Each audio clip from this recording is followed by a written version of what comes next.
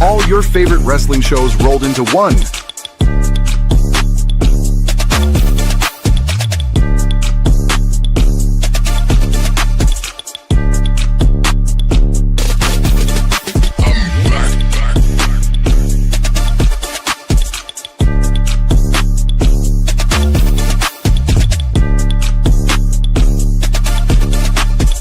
Welcome to the We Book It podcast. Let's start the show.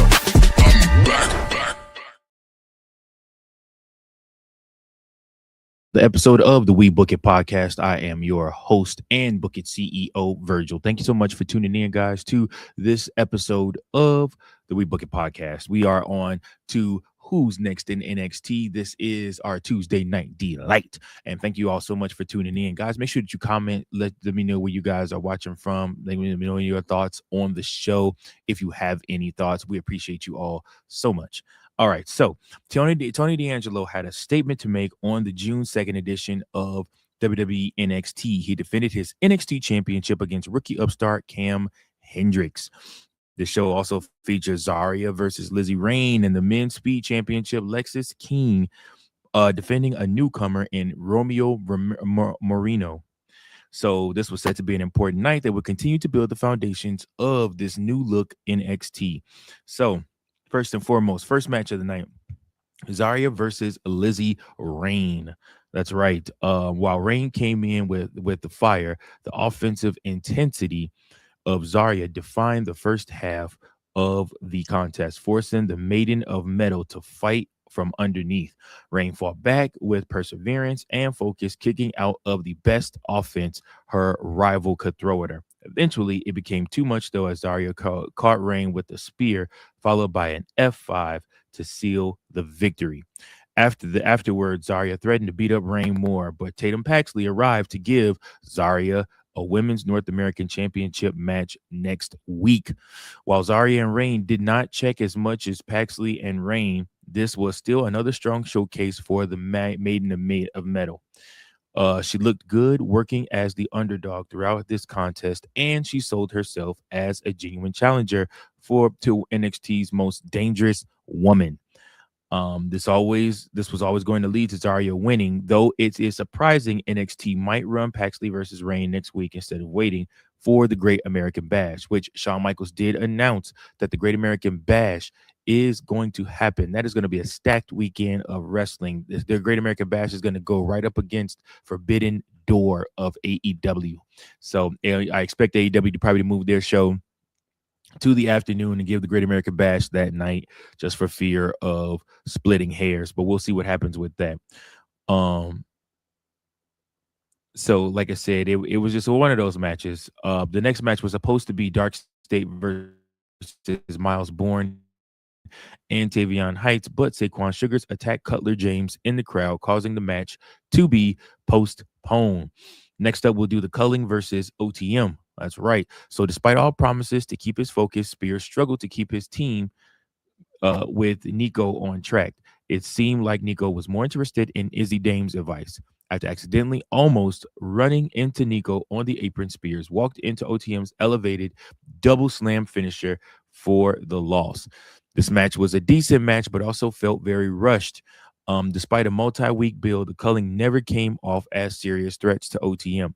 This may be the best, since OTM should be on the track to challenge for the NXT tag titles real soon. However, with each loss, the Culling loses already limited credibility. Spears is especially coming off as almost unnecessary to a group that he actually started. The sooner Izzy and Nico turn on Spears, the better for the potential future of the Culling. I liken this to Edge and the Judgment Day. The Judgment Day were always going to turn on Edge, even though he started the group. They obviously accelerated this and did it sooner with the injuries to multiple superstars that they felt they needed to turn Edge babyface to give Roman Reigns somebody to work with on his way out the door. So Edge ended up going that route and going over to SmackDown and being kicked out of the Judgment Day. But yeah, like I said, Shawn Spears is somebody who is talented. He has wrestled for a very, very long time. He's a very, very good talent. He's a good hand. Just always has been. I loved him as Ty Dillinger. The Culling overheard the conversation and related it to their own communication issues. Is agreed to put her title dreams on hold for the Culling in the back. Despite rarely wrestling recently, OTM got a good reaction from the NXT crowd. Spears got some accidental color late before the finish of the match. Afterward, a frustrated Nico and Izzy stood over Spears, looking about ready to turn on him right then and there. Next up, we have Jackson Drake versus Tate Wilder. While Drake did not take Wilder seriously at first, Wilder made him pay for it, picking up the pace from the start of the match. Wilder's TKO got the first near fall of the night after a power bomb. Then Wilder hit a corkscrew splash for another near fall. Listen, I'll tell you something about Wilder. He has so much talent, guys. It's so unbelievable. Love watching what he does in the ring and how he just is able to do these moves. Wilder took out Ricky Smokes and Brad Baylor. Maya Lockwood laid him out on the apron. Drake followed up with that with a 450 splash for another victory for him and another loss for Wilder. Like I told you guys, this was two great athletes that had too little time and too much interference to actually shine. Drake is racking up wins, but his in-ring efforts are obscured by the overwhelming interference of his partners. While Wilder continues to impress, though, he needs to do more than hit the same basic offense as at the close of every match before he loses. So we'll see what happens with that. EK Prosper tried to hype up Wilder before his match, but Cam Hendricks interrupted to mock Wilder's early losses.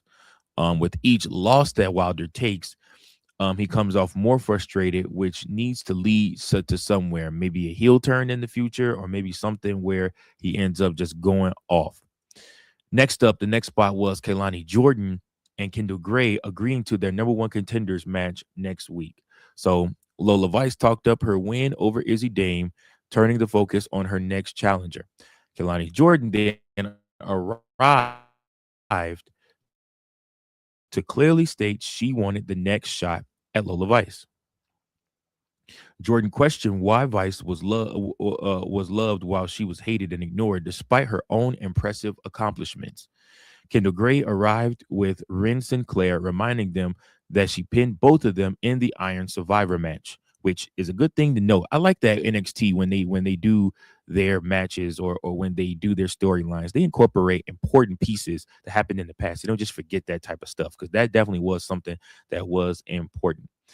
Um, Vice told them to fight next week, and she would fight the winner at the Great American Bash. So Jordan stole Vice's NXT Women's Championship, causing her to deliver a spinning back fist that accidentally hit Kendall Gray instead. Um, Again, one thing about NXT is they do struggle with the in-ring promo segments. The talent always seems more natural backstage than working in the ring. So that's definitely something that they have to get better at.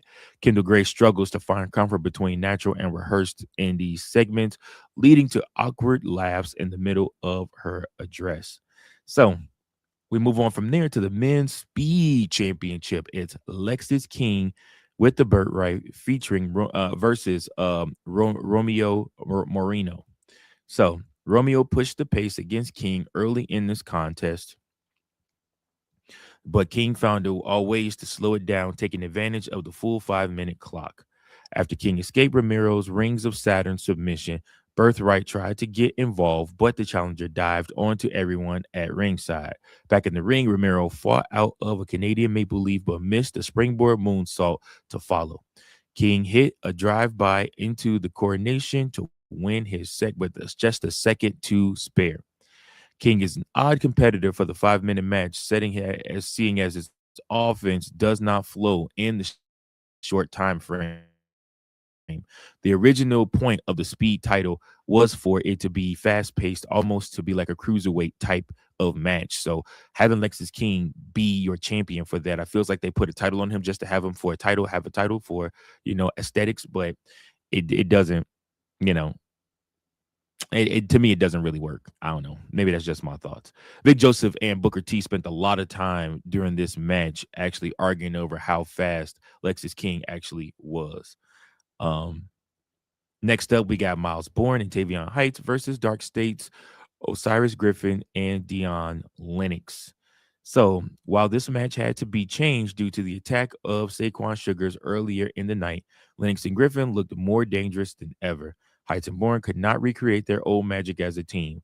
Bourne got knocked off the apron, followed by Darkstate Doomsday Device for the win.